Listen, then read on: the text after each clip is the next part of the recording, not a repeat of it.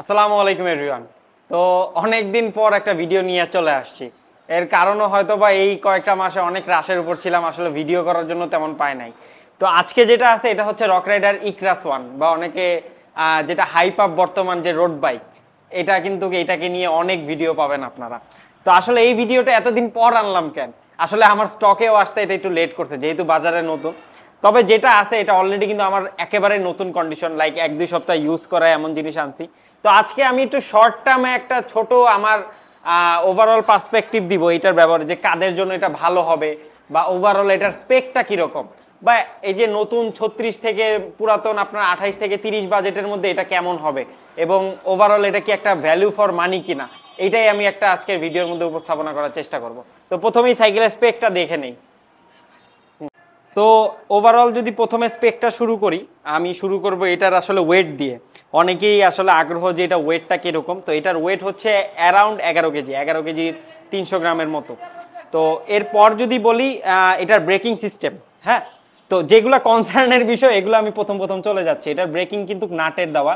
Nut যারা চিনেন না, আমি মোটামুটি চাইনিজ যে ব্র্যান্ডগুলো দেখছি তার মধ্যে নাট যথেষ্ট ভালো। আমার এই সাইকেলটা দেখার পর প্রথম ইমপ্রেশনই ছিল আচ্ছা ব্রেকিংটা মোটামুটি ভালো দিছে, কারণ নাটের ব্রেক মোটামুটি এমন একটা ব্রেক আপনি রিলে করতে পারেন লো বাজেটে। এরপর যদি বলি হ্যান্ডেলবারটা 400 mm, যদিও আর একটু বেটার হলে ভালো লাগতো, এই জায়গাটা আমার একটু ইমপ্রুভমেন্ট চাই। কারণ হচ্ছে যে আমার মনে হয় না হ্যান্ডেলবার আপগ্রেড করতে হিউজ কম্প্রোমাইজ করা লাগবে। স্যাডেল যদি বলি, স্যাডেল যথেষ্ট ভালো। যারা একটু কুশনিং টাইপের স্যাডেল পছন্দ করেন, রোড বাইকের স্যাডেল কিন্তু হার্ড হয়, ওই হিসাবে অনেক ভালো হবে। আর এইখানে যদি বলি 52 দাঁতের আপনার হলোটেক না, অবশ্যই আপনার দেখা গেছে কোয়াড ট্যাপার যেটা বিবি থাকে সেটার ক্র্যাঙ্ক, বাট এটা হচ্ছে প্রো হুইলের, এবং আপনার মনে হয় পিছনের যেটা ওটা 32-এর, মোটামুটি ভালো কম্বিনেশন, টার্নির গ্রুপ সেট।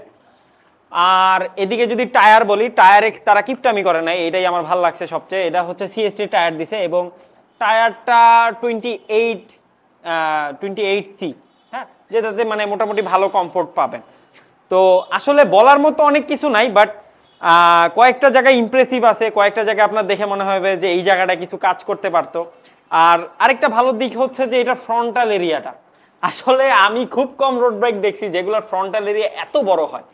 এটা আসলে আমার মতো যারা রোড বাইকে হাত বসে গেছে তাদের জন্য একটু বেগ পাওয়ার মতো হইলেও, যারা নতুন আসছেন তাদের জন্য কিন্তু এটা অ্যাডভান্টেজ, কারণ হচ্ছে যে আপনার দেখা গেছে যে খুবই কমফোর্টেবল লাগবে এটাতে।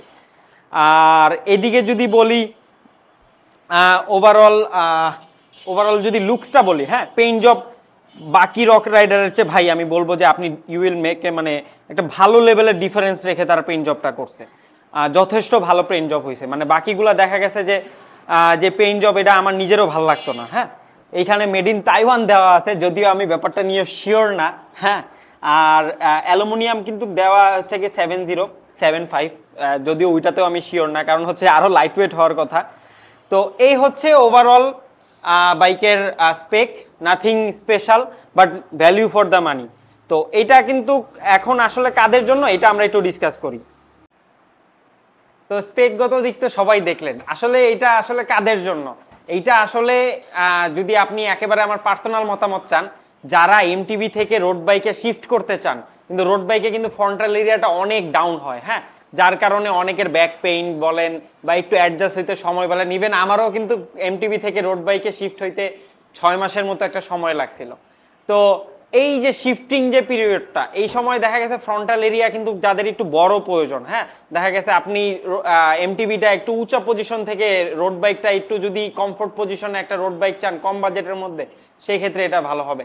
একই সাথে আপনারা জানেন রোড বাইকের কিন্তু মেনটেনেন্স চার্জ এমটিভির চেয়ে বেশি, সেই ক্ষেত্রে কিন্তু এখানে বেসিক লেভেলের যে কম্পোনেন্ট, আমার মতে আপনার এত লেভেলের কিন্তু মেনটেনেন্সে প্যারা নেওয়া লাগবে না।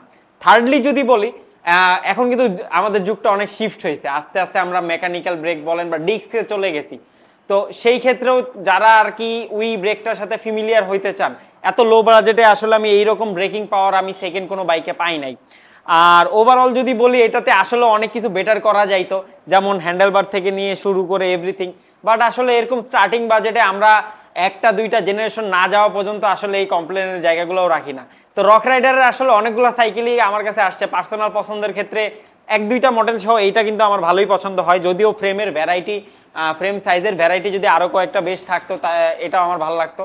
তো ওভারঅল যারা একটু স্টার্টিং লেভেলে রোড বাইকটা শুরু করতে চাচ্ছেন এবং কমিউট বলেন রাইড বলেন তাদের জন্য অবশ্যই ভালো হবে। তো আজকের ভিডিওটা আমি শর্টকাটের মধ্যে এটাই রাখার চেষ্টা করতেছি। এটা অলরেডি আমাদের স্টকে আছে, জানি না কতক্ষণ থাকবে, দেখে নিয়েন। ইনশাল্লাহ আমরা একটা লিঙ্ক দেওয়া থাকবে, ভ্যালু ফর মানিতে একটা প্রাইজিংয়ে দিচ্ছি, একদম চিপ প্রাইসে। এবং এটা যারা নিবেন অ্যাজ লাইক ব্র্যান্ড নিউ কন্ডিশনেই পাবেন। তো দোয়া রাখবেন, সাথে থাকবেন। আসসালামু আলাইকুম।